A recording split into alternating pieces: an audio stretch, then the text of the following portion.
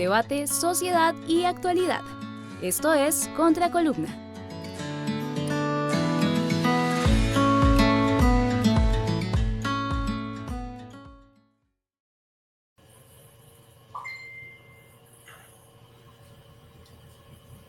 Buenos días.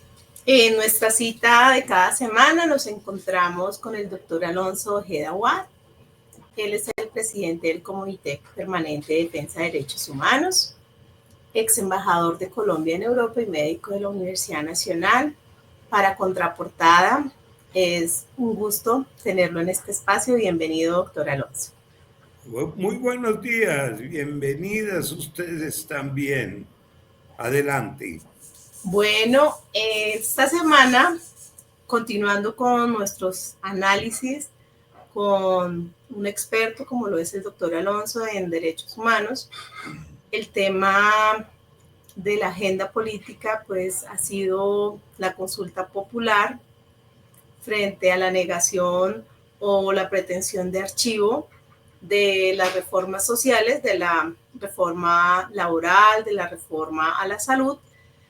Es un tema que ha causado dentro de los medios hegemónicos que se diga que es inconveniente, que es incendiario, y pues realmente en mi opinión pues no entiendo por qué, cuando es un mecanismo democrático que integra al pueblo y lo asume como un sujeto activo en las decisiones.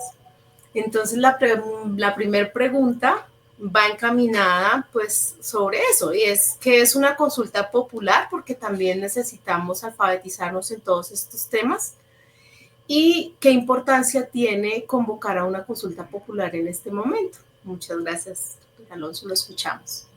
Bueno, muchísimas gracias. La pregunta es muy interesante en estos convulsivos momentos que vive la nación colombiana.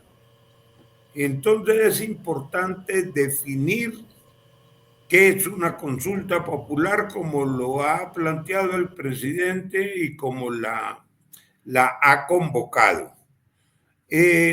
Una consulta popular es un mecanismo de participación ciudadana consagrada en el artículo 103 de la Constitución Política Colombiana que nos rige y regulado por la ley 134 de 1994 y la ley 1757 de 2015.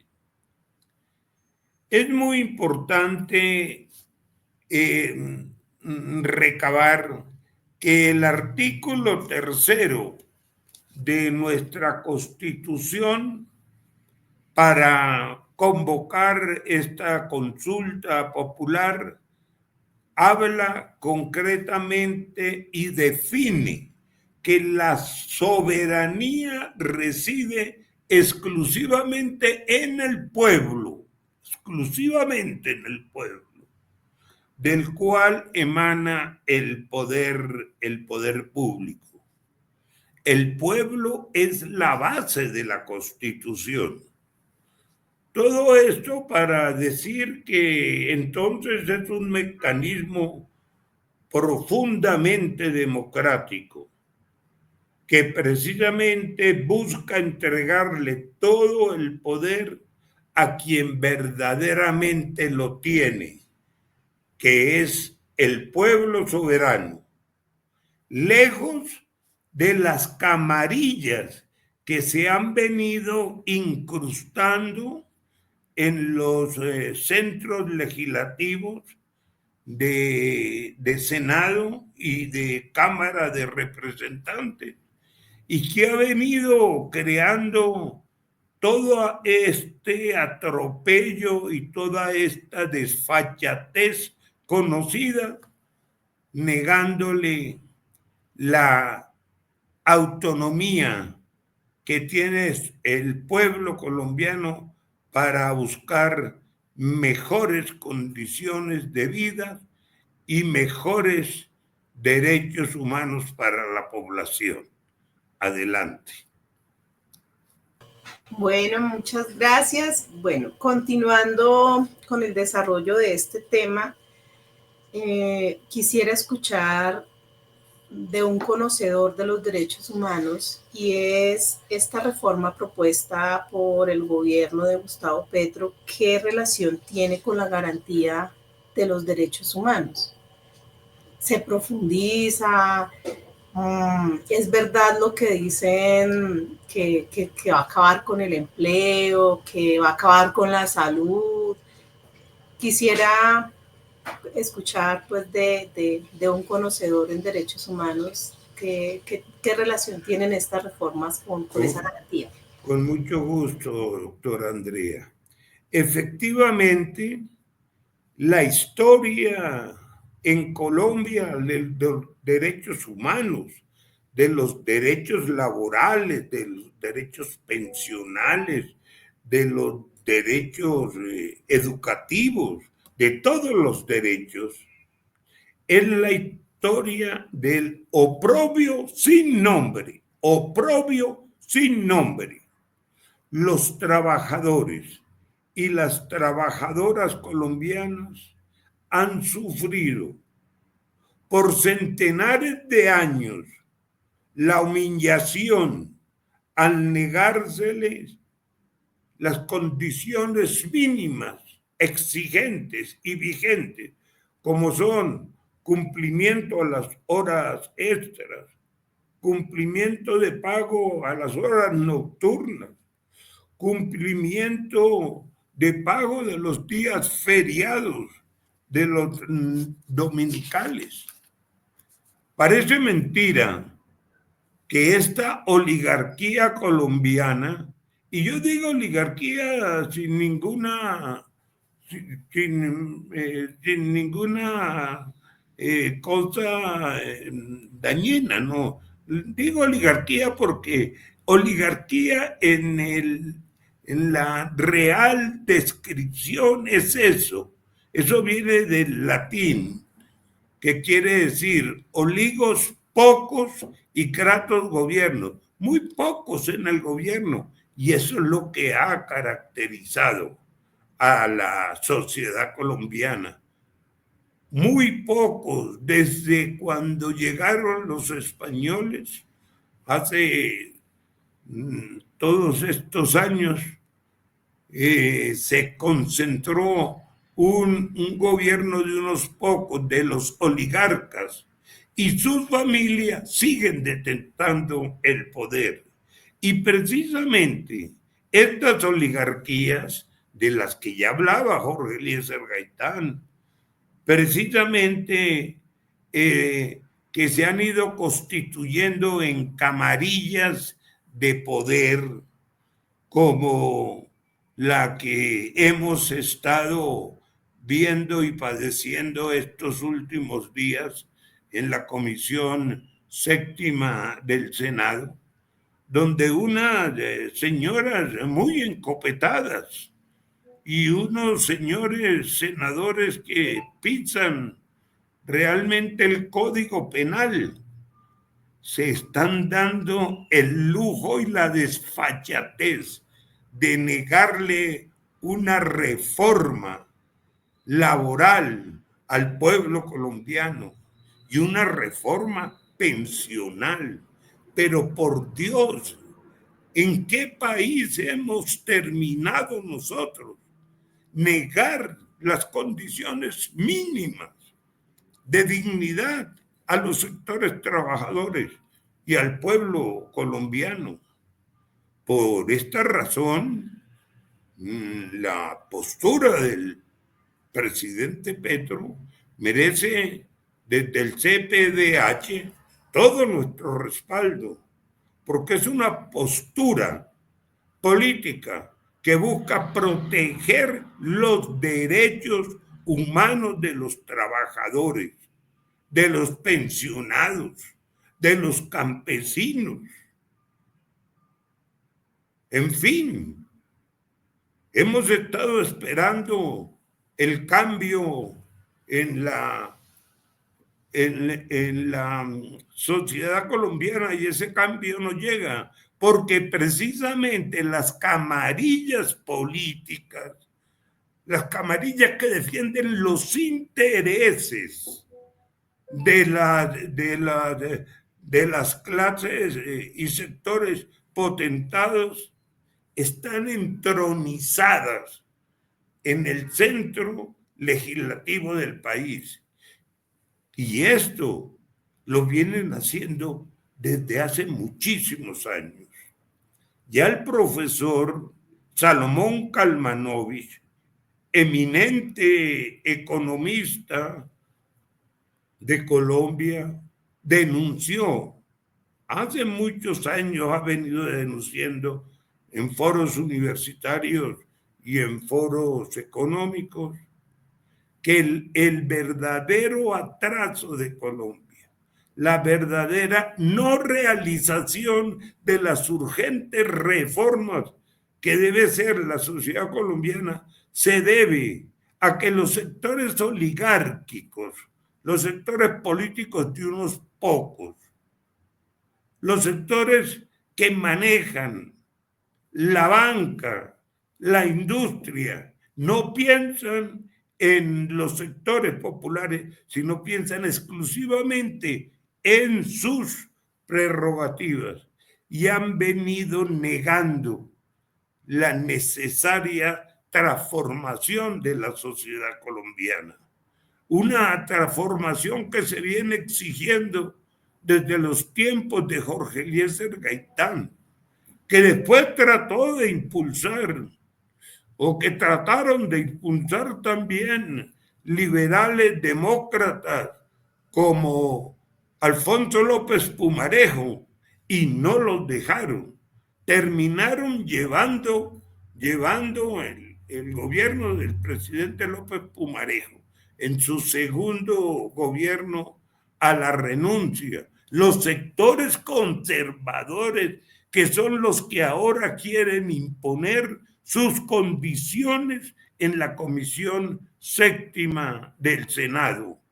Y realmente el país no puede, ni desde los derechos humanos vamos a aceptar este atropello. Nuestro pueblo necesita las reformas y hay que lograrlas. Gracias. Bueno, muchísimas gracias por esa apreciación. Y en la última pregunta es, ¿por qué razón este anuncio de una consulta popular por parte del presidente Petro dentro de la prensa tradicional es percibido como algo negativo, como algo incendiario, como algo que incita a la violencia, como algo que pone en riesgo a los congresistas que pretenden archivar la ponencia? Porque eso es lo que sobre eso es lo que se ha hecho énfasis en los medios de comunicación, que se percibe como si fuera algo negativo. Hay otros que dicen que el presidente Petro seguramente como que está arriesgando todo al proponer esta consulta, que se va a quedar sin gobernabilidad si la consulta pues no tiene la cantidad el porcentaje de votos que requiere para ser aprobada. Entonces, pues quisiéramos escuchar su opinión al respecto. Pues en relación al comportamiento de la prensa hablada y escrita, con muy pocas excepciones, realmente ellos están comprometidos con los intereses de los grandes conglomerados económicos. Esto es una verdad de a puño y tenemos que enseñarlo, que la prensa hablada y escrita y lo que se llama la prensa tradicional está constituida y está hecha para defender los intereses económicos de los grandes conglomerados económicos que han mal dirigido la sociedad colombiana y han mal dirigido la política. Y realmente ya esta situación ha llegado al tope porque otra vez intenta reproducirse y la prensa respaldar todas esas decisiones que van en contra de los intereses de la inmensa mayoría de los colombianos y las colombianas. Pero por Dios, ¿cómo no quieren reconocer las horas extras? Pero por Dios, ¿cómo no quieren reconocer las horas nocturnas, los dominicales, los días feriados, las condiciones mínimas exigentes para que los trabajadores y las trabajadoras cumplan correctamente con sus obligaciones? Es una actitud casi que también anticapitalismo, porque al negarle los ingresos amplios y suficientes a las masas trabajadoras, que son las que van precisamente a comprar los productos necesarios para su supervivencia, pues vamos a tener, sectores industriales raquíticos. Entonces, la prensa debe cambiar su actitud, la prensa tradicional, y entender que si no se favorecen las condiciones de derechos humanos, de desarrollo, de convivencia, como lo está exigiendo la sociedad colombiana, realmente no sabemos qué podrá pasar con la sociedad colombiana, porque tanta negación y tanto atropello a las reformas que con gritos pide la sociedad colombiana no puede seguirse permitiendo. Entonces, por eso del CPDH estamos de acuerdo con el presidente, porque es un camino precisamente de rescatar la defensa de los derechos humanos, laborales y de todo índole.